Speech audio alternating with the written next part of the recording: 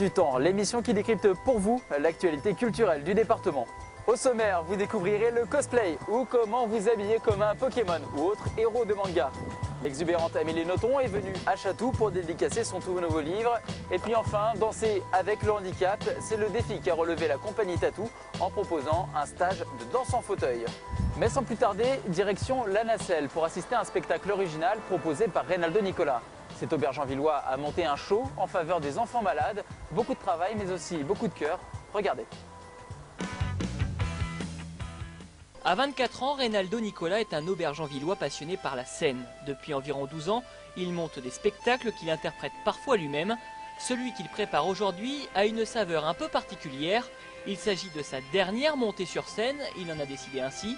Alors pour l'occasion, Reynaldo a tenu à être présent sur toutes les étapes du montage. Moi je trouve que c'est important d'assister à ça pour qu'on déjà voir le travail qui est fait en amont. Un spectacle ne se monte pas comme ça, c'est pas seulement des artistes qui montent sur scène et qui chantent, c'est aussi des techniciens qui sont là, qui assurent un spectacle de l'autre côté. Reynaldo a été touché par une leucémie à l'âge de 19 ans. Après s'être longuement battu contre la maladie, le jeune homme a pris le parti de dénoncer les préjugés et venir à bout des intolérances. Il faut que le public en sortant se dise oh oui c'est vrai, chaque chanson avait tel message et on en est conscient aujourd'hui que voilà, il y a beaucoup de choses. C'est pour ça que le spectacle s'appelle Sans dessus, sans dessous. Parce qu'on vit dans un monde aujourd'hui où, voilà, sans dessus, sans dessous, on ne sait pas trop, préjugés qui est juste au-dessus, parce que beaucoup de gens ont des préjugés sur beaucoup de choses, et il y a des chansons qui dénoncent aussi ces préjugés. Lui, c'est Bruno Bertolone. Il accompagne Reynaldo depuis plusieurs années sur ses spectacles. En ce qui concerne la technique, rien ne lui échappe. Allez, vas-y, tire, Reynaldo, bosse un peu. Hein, c'est plus lourd que la boule à facettes. Hein. Ce qui est assez long au niveau technique à faire en dehors du montage. Après, c'est tout ce qui est encodage, donc de pouvoir mettre les effets en fonction de la réalisation, donc voir ça avec Reynaldo. Bruno travaille au prestigieux Opéra de Paris. C'est là qu'il a fait la rencontre de Reynaldo. Mais souvent, j'accepte ces propositions parce que des fois, je suis à court d'idées. Donc, des fois, il dit ah bah tiens pour ça, on pourrait faire ça. Enfin, on pourrait mettre tiens, on va te mettre là, puis on va mettre une lumière en contre et tout. Donc moi, je dis oui parce que je me dis tiens. Pourquoi pas, j'y avais pas pensé. Autre détail qui a son importance, les costumes. Il est 15 h quand le père de Reynaldo arrive avec. Au total, il y en a plus d'une quinzaine. Parce que je ne prends pas des costumes parce qu'ils me plaisent. Je vois aussi la personnalité des gens qui chantent. Je me dis tiens, ça pourrait lui aller, etc. Dans la salle de la Nacelle, les compagnons de scène de Reynaldo sont arrivés pour les répétitions. Alexandra connaît l'aubergenvillois depuis 4 ans. Ils ont déjà partagé la scène ensemble. L'autre chanteur, ce sera Thomas, le petit ami de Reynaldo. C'est une dernière pour moi et je voulais être entouré des gens que j'aime. Et il n'y a pas beaucoup de gens dans le monde du spectacle qui malheureusement restent dans l'association Cœur en scène pour monter sur scène. Se retrouver, oui, tous les trois, c'est quelque chose, c'est pas un soutien, c'est plutôt quelque chose c'est un honneur pour moi. Voilà, c'est vraiment un grand honneur de les avoir avec moi sur scène. Je ne suis pas un professionnel du chant, et loin de là, et donc on a déjà choisi des chansons qui étaient en accord avec ce qu'on pouvait chanter. Malgré quelques soucis techniques, le spectacle se met progressivement en place. La tension commence à monter pour les artistes. Il y a pas mal de stress parce que ça fait depuis la dernière fois que je ne suis pas remontée sur scène et je connais le stress de l'avant-scène et je l'appréhende déjà un petit peu. Mais je sais que tout va bien se passer, j'ai beaucoup bossé sur mes chansons, donc, puis après on a quand même pas mal bossé aussi sur la mise en scène, donc ça le fera, comme toujours.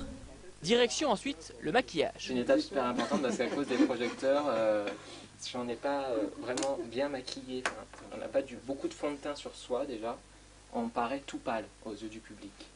Donc c'est vraiment une étape très importante. Le public commence à arriver à la Nacelle. À la caisse, c'est le père de Reynaldo qui gère les entrées. Quand le fils monte un spectacle, toute la famille s'implique. Je ne l'ai pas vu, j'ai hâte de le voir, parce que je pense que ça risquerait d'être assez grandiose, avec ce qu'il nous prépare d'habitude. Puis son dernier spectacle, ça va être vraiment de l'apothéose.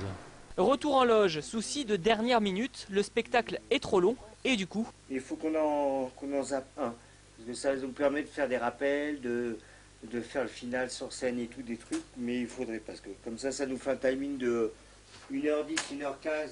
C'est le deuxième qui fait 1h40 qu'on a raccourci de 10 minutes, un quart d'heure, mais 10 minutes, un quart d'heure, quoi. Mais il faudrait ça peut encore le traité de solitude. Traité de solitude. Des choix difficiles à faire à quelques secondes d'entrer sur scène, mais qu'importe, le public est bien là et le spectacle peut commencer. J'ai peur d'aller là où il y aurait personne, où il ferait froid. J'ai peur du long somme. 2h30 de spectacle avec pas moins de 33 chansons. Une chose est sûre, les messages sont passés, chaque morceau apporte son lot d'émotions. À la fin, c'est le clou du spectacle, les membres de l'association Cœur en scène, dont Reynaldo est le président, rejoignent les artistes.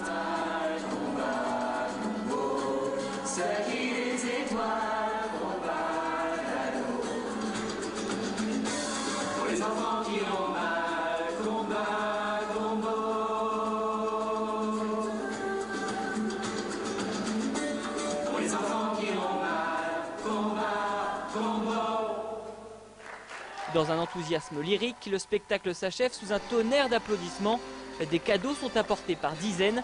Reynaldo, Alexandra et Thomas regagnent la loge heureux. Ça a été magique, ça a été émouvant. Et de voir que le public était avec nous et dedans, ça a été encore plus magique. Je crois que c'est un des meilleurs shows en fait, que j'ai jamais fait. Clou du spectacle, Reynaldo et ses amis rejoignent le public pour une séance de dédicace. Une soirée que la mère du jeune homme, très touchée, n'est pas prête d'oublier. Beaucoup d'émotions, hein. Il y a eu beaucoup d'émotions, surtout pour moi.